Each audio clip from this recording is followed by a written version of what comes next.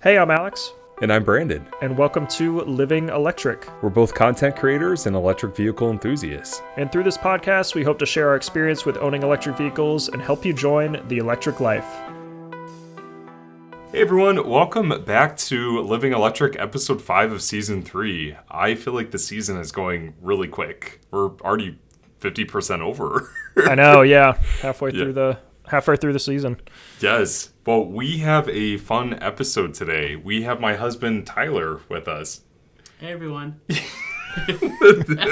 got to give them a better intro than that. We got to start hyping up our guests. You got to go through the whole resume. Yes. What's the? You gotta hype me up first. Okay, so I met Tyler in 2014, and so Tyler is an auto enthusiast. He has driven performance cars for many, many years.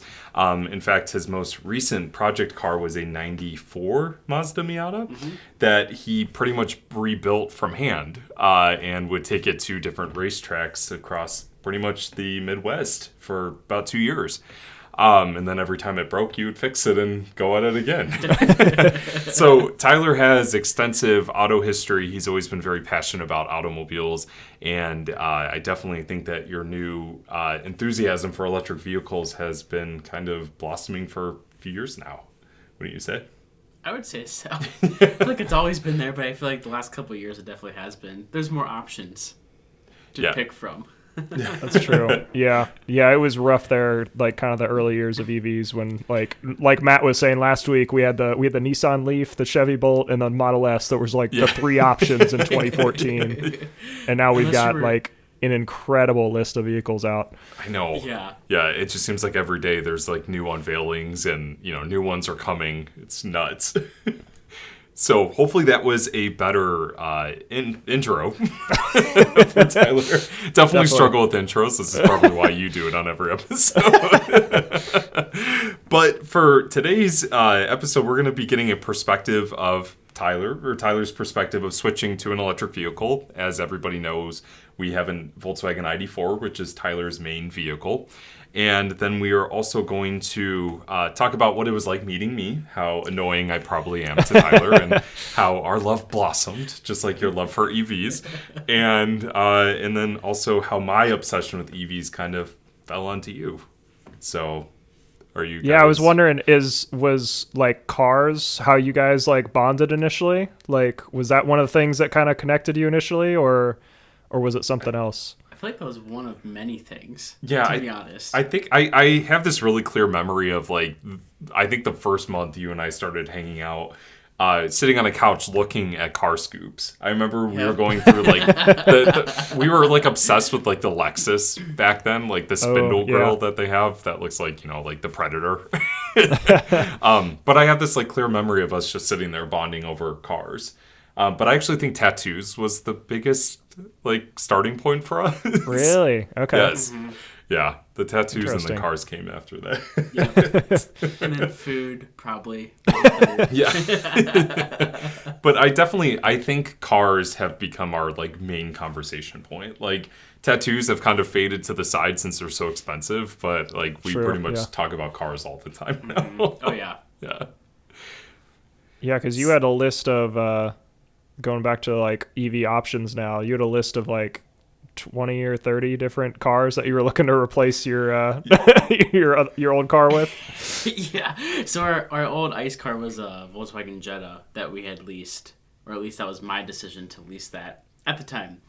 And just being a car enthusiast that I am, I literally had about 25 cars and the pros and cons for each and why I would pick that car. Yeah, he had a whole spreadsheet going. I had a whole spreadsheet. And every day I'm like, what's new? What's new on the list? Yeah, was this a tier list or just a random assortment? Did you rank them at any point to say here's my number one? And they were tiered based on the class, so a coupe or a wagon or a hatchback, and then also price point if it was a used car, a certified pre-owned or new, and then also in terms of, I also did kind of a fun factor, just because I have a lot of the cars on my list. Oh yeah, I forgot you did do that. I did a fun factor because a lot of the cars on my list were cars that I've driven in the past, both on the track or on the road, so I already knew what they were like. So I just added them, and I'm like, let me just rate these cars in a fun factor form, and then everything else was secondary. I'm trying to think, what was the one car that we almost got instead of the ID4? Weren't you looking at a Miata, like a brand new Miata? Yeah, I almost bought a 2021 Mazda Miata RF, which is one of my dream cars, even though it's gas. Yeah. That's one car I can't fit in. No. So for the listeners, since you can't see us unless you watch our YouTube channel, but Tyler is 5'4" and I'm 6'1", so there's a big height difference between us. And every time we go to auto shows, I always try to fit in cars, and Tyler's like, "Oh, I'm so comfortable." And that's certainly a blessing in the car world, is being shorter, because you can fit Yes. in every car, whereas it's the opposite for us. Yeah, right. At least we can see over the hood of most cars. I can't. Yeah, no, you can't. That's funny. But yeah, I think the convincing point of the ID4 was getting a chance to do an overnight test drive of it. It was. Our dealer, we put in a reservation originally for a all-wheel drive Pro S. But then our dealer got the demo that we ended up purchasing. And because we bought so many cars through the same Volkswagen dealership, they knew that we wanted to go electric, or at least I did, from next car. So they allowed us to have an overnight test drive. And that honestly just sold me at that point. I'm like, oh, no, I'm sold. Like, this is it. Like, this is what I want. It had all the features we wanted, because one thing, the amount of cars that Brand and I have had is absorbent at this amount. We've had way too many in our relationship together. Actually, I think in the first year of dating, I switched cars 3 times. 3 times. Really? Yeah. Just like trading them in, or did you like sell and purchase a new one? Definitely trading them in, and that's Trading. why we're in the financial point right now with the Bolt. Yeah, cars are generally not a great investment, so it's a bad habit to have for sure. But I just think it was always something that we bonded over. I know the one car, Tyler had a 2008 Jetta. Is that the car that you had when we first met? Oh, no, I had an Elantra before that. I thought you always had the Jetta, when we first met. No. Oh, you had the Elantra? I had the Elantra. I definitely forgot that part. I had that for just a few months, then I got rid of it.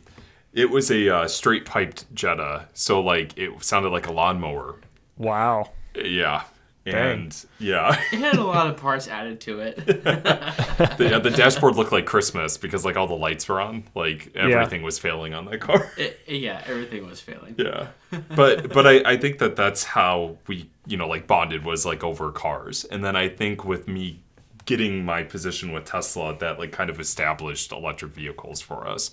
Because I always brought home Model S's almost nightly, so we always had one in the driveway. We took it to campus sometimes too, in our undergrad days. Yeah, that was a blast. Everybody would on stare people. at you. Oh yeah. One of my biggest flexes is Model 3 Day. Somebody who used to write for Electrek, John Jiven, he reserved a Model 3 through me, and he wrote in there that I was the driver of the P85D that he saw around campus. And That's awesome. It was. That was me. Yeah. But, fun fact that a lot of people probably don't know is that I actually proposed to Tyler using Teslas. We used a Model S and a Model X. So EVs, I think, have always been kind of that. But I think cars have always been the main kind of bonding point for us. Yeah. Tyler, do you think you would have gotten into EVs like you are now if you weren't with Brandon? Do you think you would have made that switch, or do you think you'd still be driving a Miata or some other gas car? Answer carefully. There might be divorce papers tomorrow. No. Climate change doesn't happen. So I think for me, one of my dream cars that is now completely unaffordable by any means, at least currently for us, I always wanted a first-gen Tesla Roadster from 2007, 2008. Always wanted to have one. And I know I could fit in those, so I know I could actually get one. I cannot. You cannot fit. I can fit. I've tried. And then I think that's one car I always aspired to buy. And then when I worked for BMW, I got to work when they were launching the i3 and the i8. for the first time in 2014, 2015, 2016. So that was cool to be able to experience their electric platform. And I knew one day I would have one. But if I wasn't with Brandon, I probably would have one. I just don't know what it would be. Like, I might have a Nissan Leaf, Gotcha. Or who knows what it would be. But it would be, I'd probably have at least one electric car. But I feel like part of me would always still have some sort of sports car like a Miata or 911 or something like that. I'd probably have 2 cars. Yeah. That's the sentiment I've heard from a lot of people is like, even if you're a car enthusiast, you understand like that's where the industry is going. Like I have no problem switching to that. That's definitely the future, but like you can still appreciate gas cars and like they can still be enjoyable. It doesn't mean you have to like hate them or like completely give them up. Yeah. Just don't drive them a majority of the time. Majority should still be EV. Yes. Yeah. I think a lot of friends that we have who have EVs, but also like performance cars, they'll drive the week all electric, and then on the weekends, that's when they'll drive their gas cars. Yeah. I mean, that's what I did with the Miata when I still had it, the 94. I would just drive the Bolt and or the ID4 during the week for work, and then weekends I would just do the Miata. And now it's just the ID4. Now it's just the ID4. The poor Bolt. I don't really touch the Bolt. Just sits When's the last time the Bolt was driven? I'm curious. This past week, right? We had to pick up Harvey. Yeah, we call that our dog taxi for everybody who's listening. We have an older pit bull who is very lazy. He's very capable, but very lazy. And he stops in the middle of walks, and we always have to circle back to the house, grab the dog taxi, which is the Bolt, and pick him up. And that car smells like a dog taxi. The only time it gets driven, unless we're going to a Costco run. Yes, yeah. Yeah, that poor car really just sits there. It actually has spider webs in the charge port. I found that out the other day. Oh, wow. Dang. Yeah. Yep. Oof. Yeah. Come on, GM. So I have a question for you. Mm-hmm. Have I ever, now I want you to answer this very honestly, okay? It's turned into like couples therapy here. Yes, right? Yeah.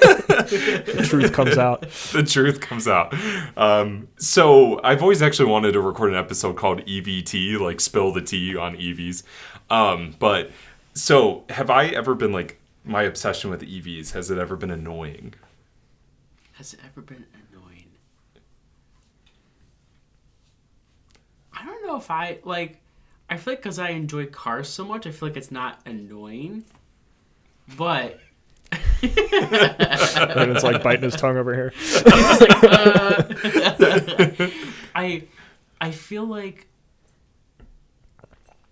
for a quick moment though, when you worked for Tesla, that's all you focused on was Tesla. But then once you graduated from college and then worked outside of Tesla, then I feel like you expanded your love for more EVs after that. Mm-hmm. But I feel like you have Tesla tattoos. So yeah. For those who don't know, Brandon has 2 Tesla tattoos. So it's like I know how much you love the brand, but I feel like your obsession was on Tesla for the longest time, and then now it's just every EV, pretty much. That was a good answer. That's acceptable. That was acceptable. Yeah. That's funny.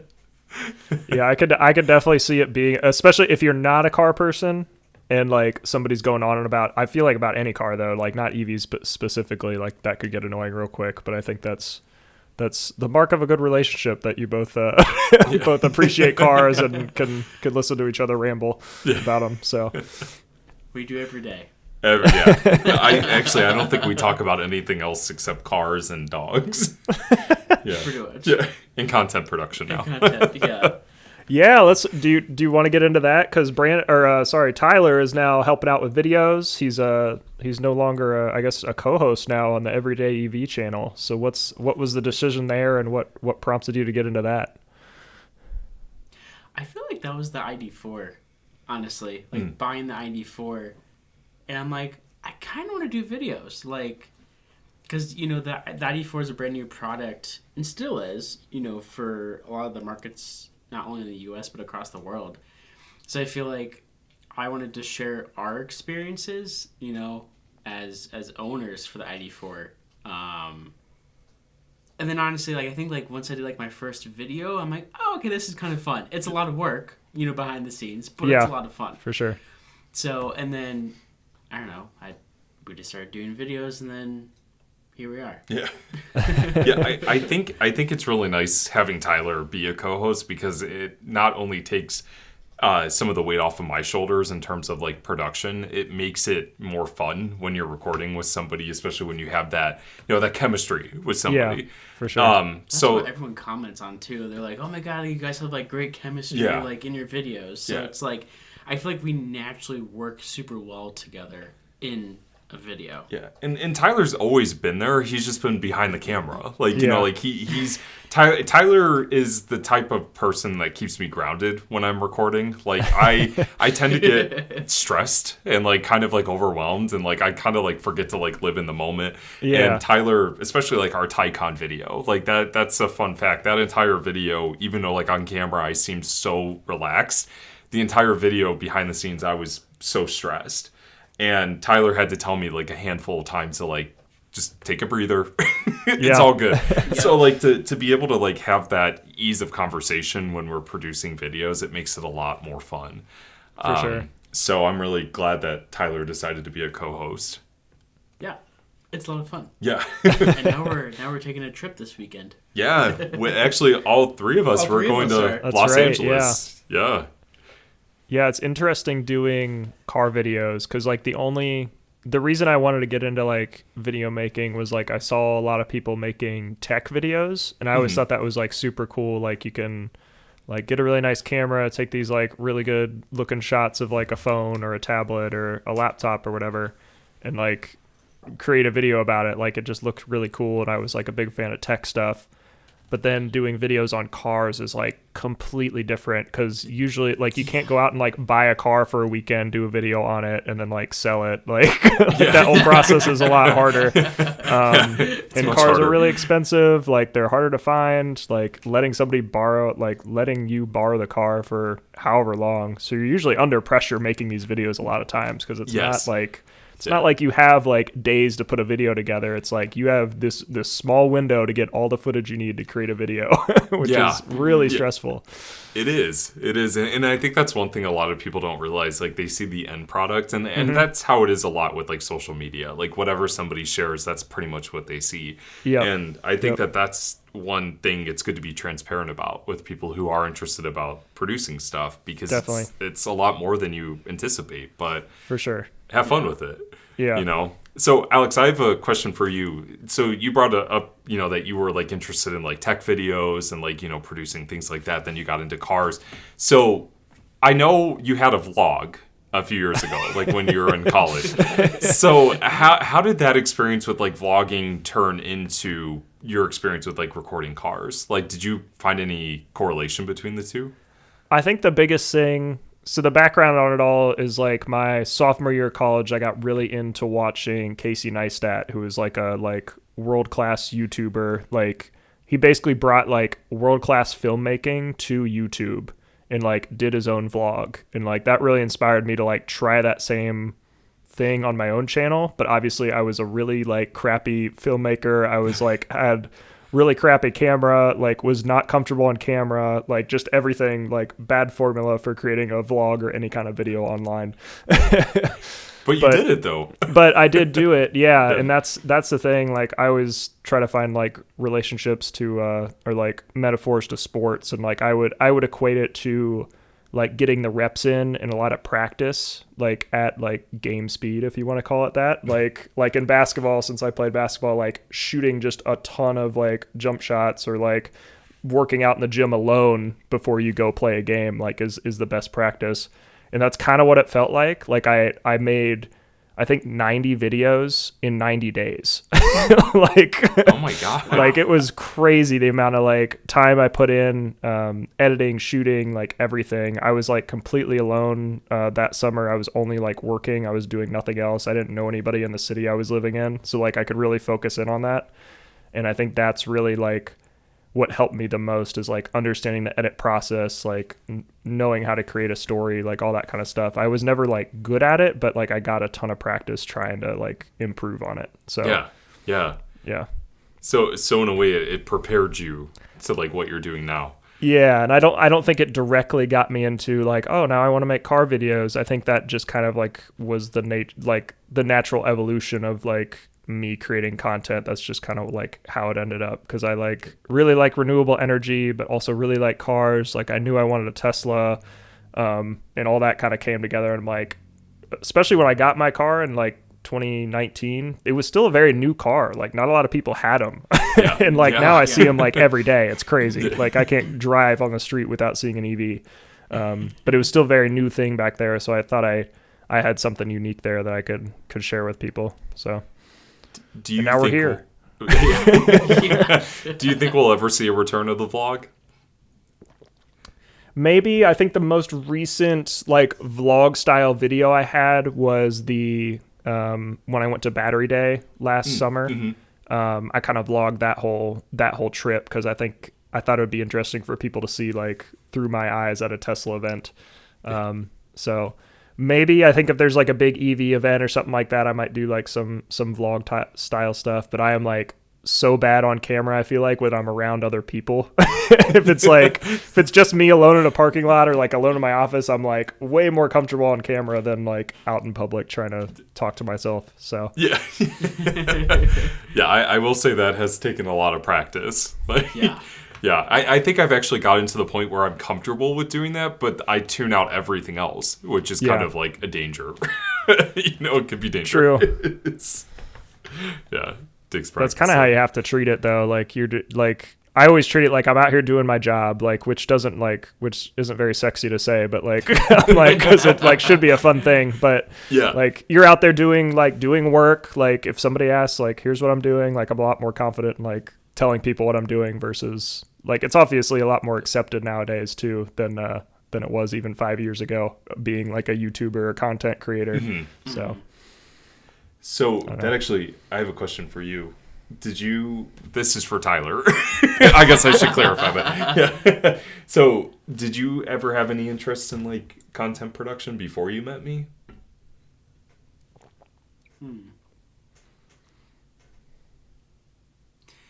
I guess I thought about it like off and on.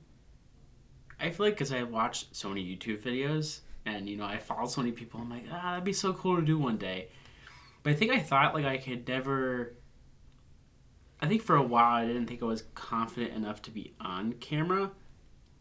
But I think one thing that really helped was my vlog style road trip that I did in '94 over the summertime.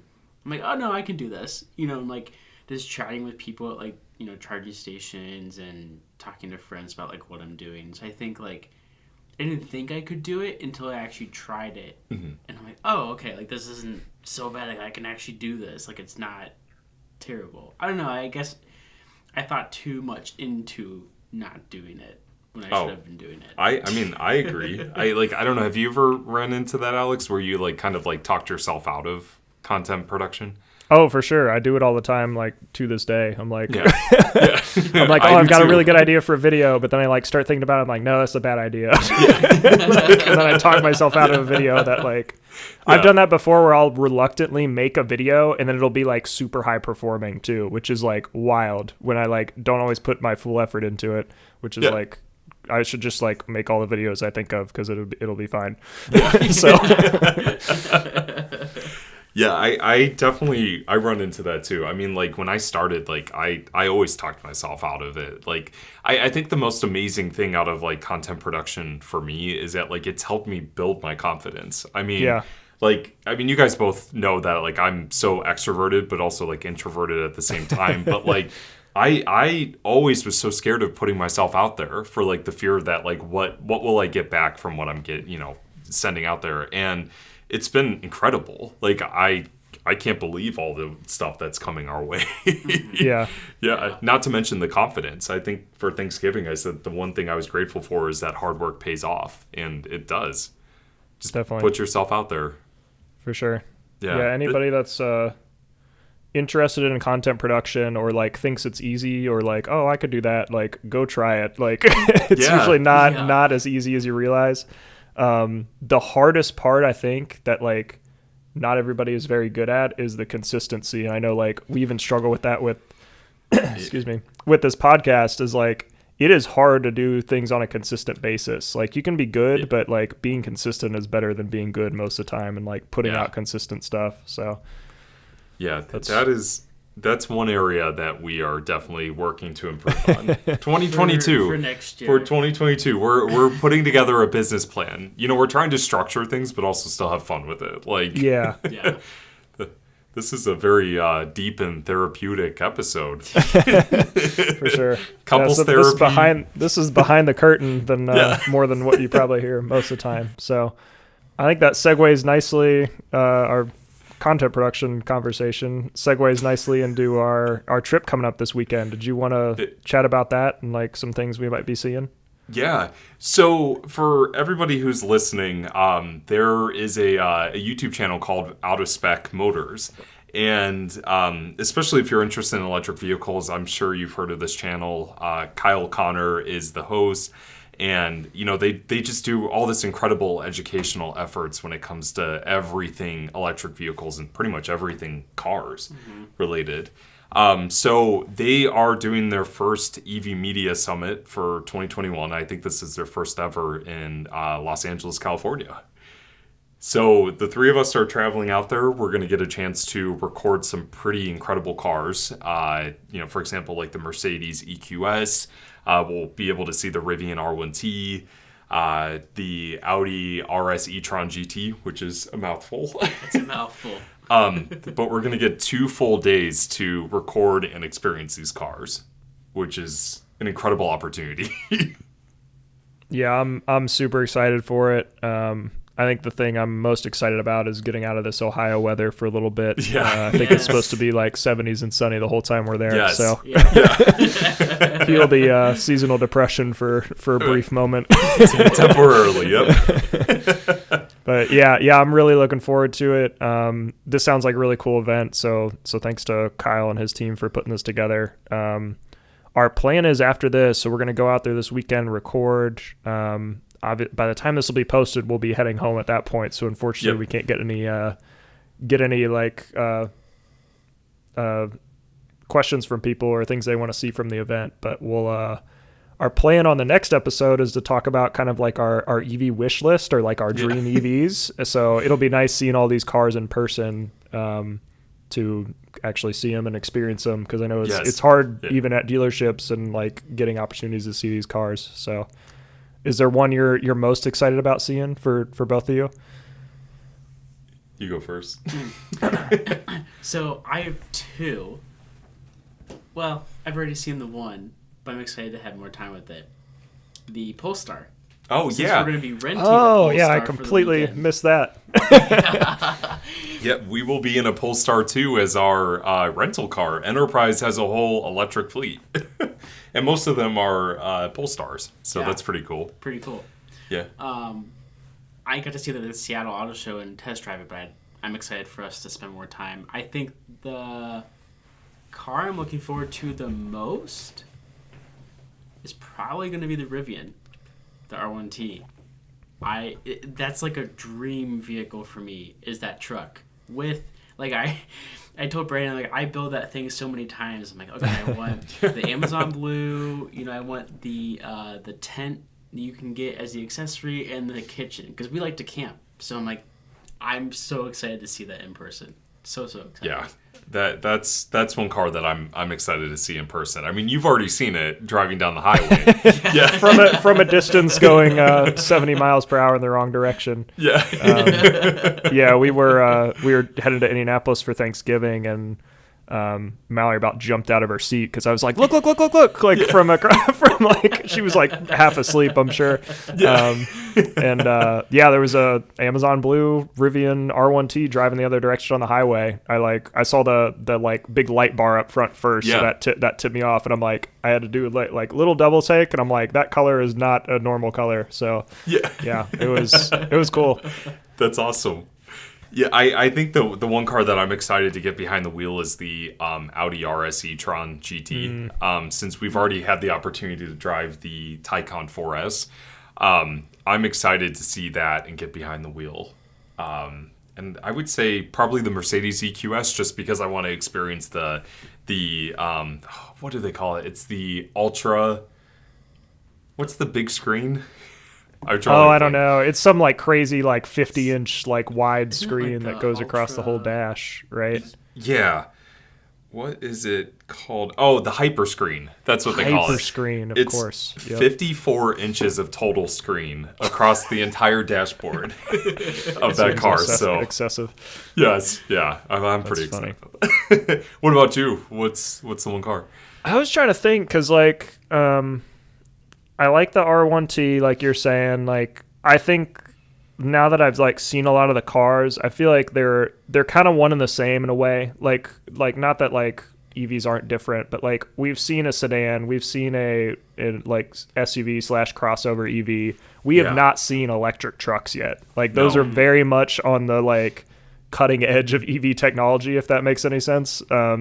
Where like we just don't have a lot of them right now, and that's like a huge vehicle class that like is completely untapped in the EV market. So that one I think I'm most excited about. The other one is the e-tron GT as well, because I've been trying to find one at a dealership around here that'll let me drive it, but they're like kind of tentative about it. So, but I really like the styling of that one too. I think it like it looks like an Audi, and like I feel like I really like the Audi styling generally. Like I really like the way the R8 looks, and the like even some of their just like A-class cars I think look really nice. So yeah, and that's where I think the e-tron GT is such a winner, because it has that Audi design language, and it's just beautiful. Yeah, I'm excited about that one. I'm trying to, Alex, I had a question for you about this weekend. So another cool thing about this weekend is where we are going to be mainly filming is at the giant charging plaza that they have in Pasadena, California, where there's over 40 charging stations, a mixture of Tesla superchargers and then CCS and CHAdeMO chargers. Yeah. So that's going to be pretty cool to see. That's almost like seeing the future. Yeah, for sure. Yeah. I'm excited about that. I think it's because Kyle tweeted about it earlier today. He's like, there's going to be, I think it's 22 superchargers and 20 CCS / CHAdeMO stations. So I don't think I've talked about my job on here, but currently I'm a sales engineer at Greenlots. So like what I do day to day is sell EV charging.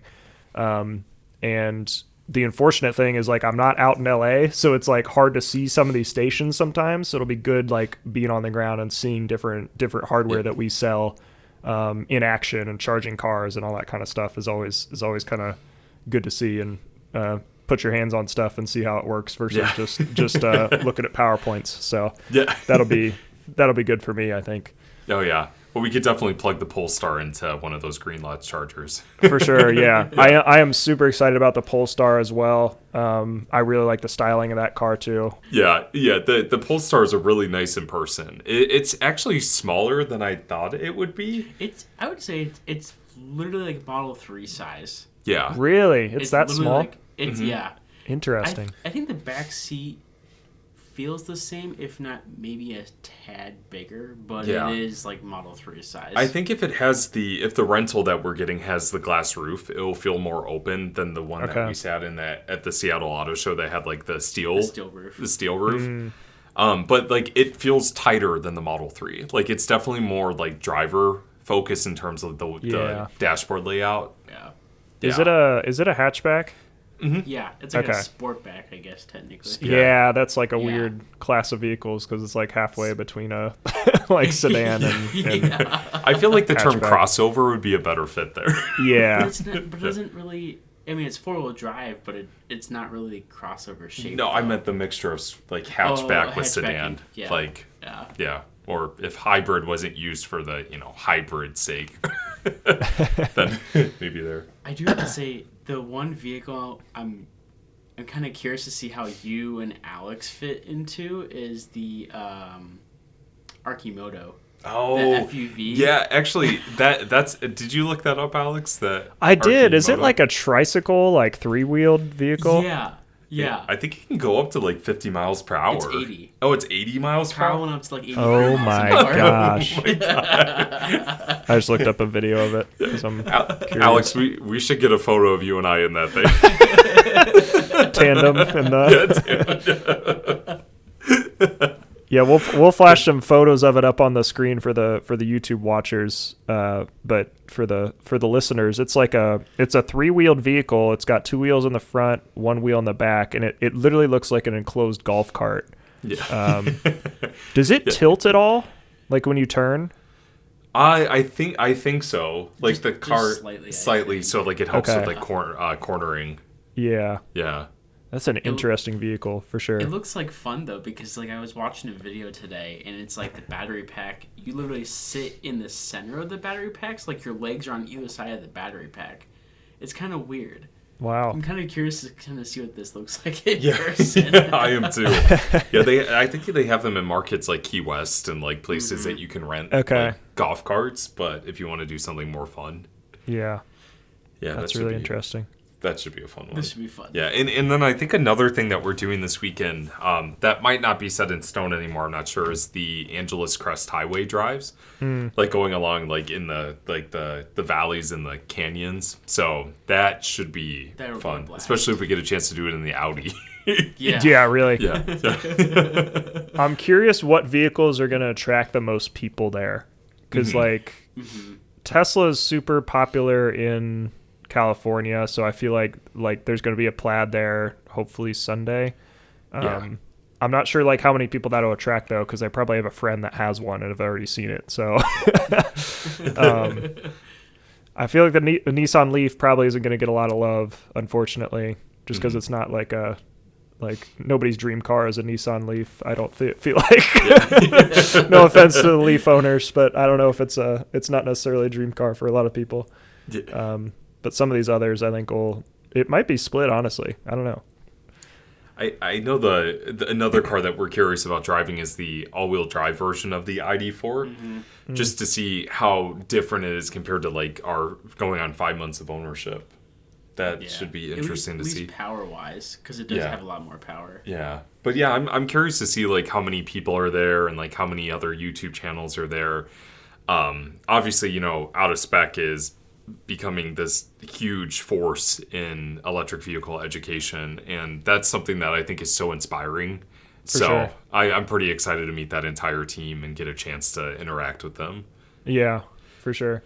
This is a question for Tyler, because Mallory says this happens all the time. She'll be like in a conversation with somebody like away from me, like at work or out with friends or whatever, and EVs will pop up, and like she'll find herself correcting people on like notions about EVs that like are just like spread around and completely incorrect. Do you find yourself doing the same thing, Tyler, like away from Brandon? As he looks at me. I'm always around. No, I'm always constantly lurking in the background. He follows me to the office. Yeah, actually, it's funny. They're at work. Like, I started a new job over the summertime. Same company, but different team. And it's actually whenever we first got the ID4, and people didn't realize that I drove an electric car. And we went to dinner as like a group dinner. And people were like asking me all these questions because, the ID4 makes that humming sound. You know, it's a very like UFO sciencey sound, at low speeds. And then the next day in the office, everyone's asking me about like electric cars. And, like if I hear conversations, too, like at work, I do kind of like correct people. I'm like, well, no, it's actually this. A lot of it is like, a lot of people seem to have questions on charging is like the biggest question that people have. Because like people are like, well, where do you charge? I'm like, well, at home. If we're on a road trip, we use, Electrify America. We can get it for free. Or we use ChargePoint or, whatever is available. Tesla can use those, or they can use the supercharging network. But yeah, I feel like I am always correcting. I feel like I correct people on car stuff regardless. Even if it wasn't EVs. Yeah, but I feel like EVs especially, but now that like people on my new team know that I drive electric cars, and we also have a Bolt, they're always asking me questions all the time, about stuff like, hey, I'm considering going electric, like, what do you recommend, or what charging station do you have at home, or how do you charge, or all these factors. And like recently, because of like how cold it's been, people are like, oh, what's your range, like, because it's so cold, we're hitting winter time. So, but I do correct people in a positive way, of course. Oh, for sure. Yeah. Yeah, I found the same kind of thing happening. Like, as soon as I got my car, I'm now like, friends that want to buy either Teslas or non-Tesla EVs are messaging me and asking, like, what's the best option here? Like, is this a good car? What options would you put on this? Like, my uncle just called me the other day, and he's buying a new Model X. He's had a Model X since, like, I think 2016, 2017, and like is buying a new one just because it's like the range is kind of dropping a lot and he can't make the same trips he's been used to. And he's like, would you get full self-driving? Like, should I get the long range or plaid? Like, all these kind of option questions that are kind of more in depth, but like he still called me to ask about it. So that's, it's been interesting for sure. Yeah. I feel like we're becoming the subject matter experts for like our friends and family. Yeah. Yeah. Yeah. It's not a bad thing. I mean, no, not at all. I'm just going to start charging consultation fees, like. That's right. That's right. $100 an hour. Right. $100 an hour. I was going to say, you mentioned your dream car is it the new Mazda? What was your dream car you said earlier? The new Miata. Okay. Is there a dream EV out there that like you would trade anything for? Could it be, I have a dream EV that doesn't exist that I would like to exist? I'm curious. All I want is an affordable electric sports car under $50,000 with at least 200 miles of range, decent DC fast charging speed. I think, Tyler, you said last night, we were talking about that, and you said, did you say 600, 800 kilowatts? I was like making up some number. I'm like, oh yeah, like 600 kilowatts. I'm like, that's a lot. Maybe eventually. I just think like, I would currently my dream EV is a Taycan Sport Turismo in any trim. I love wagons, so I think that's that, or the Rivian R1T. Those are like they're tied, honestly, like my dream cars. But if I could have any car, I would love an electrified Miata or FRS or like Boxster or Cayman. A car like that would be so fun electric too, like a little two-door coupe, like, oh my gosh. Like my old, because I used to have an FRS, and that was like a super fun car to drive. It wasn't very like practical, but like super fun to drive. But yeah, just like electrifying a car like that. Because again, like most people are not buying that for like going to get groceries, or like if they have kids, like that's a fun car. Like it doesn't need to have 400 miles of range. Like throw a battery in that thing and and sell put all the torque on the rear axle. That would be so much fun. Do some drifting. That would be fun. In the Costco parking lot. I guess I could ask Alex the same question back. Ooh, dream EV. Dream EV. I always tell people that like my dream EV is the like car I drive, because that's the car I've wanted like since high school, when I knew that Tesla was making like an affordable EV, is like the one I'm driving now. So I'm really happy with it so far. I would probably get like the new model of it if I could, but I don't know. I've thought about that question, and I'm like, the only thing I would want besides this would be like the new Tesla Roadster, just because like that is like super futuristic. I like the very like minimalist design, like that really appeals to me. But they don't make it right now, and it's $250,000. So, like, could I buy a house or deposit on the new Roadster? One of those is a better financial decision. Yeah. Well, at the rate the used car market is going, if you ended up getting one, you might actually be able to sell it in a month after driving really. it. Yeah. And get an even nicer house. For real. Yeah, wild world out there. Yeah, it's nuts. What would we could close with this. I feel like this will be good to wrap it up. What would be your advice to somebody that maybe was in your situation, is very like into cars, likes gasoline vehicles? What would you tell them that you've now been driving an EV? What would you tell them to like some advice for like switching to an EV or being open to it?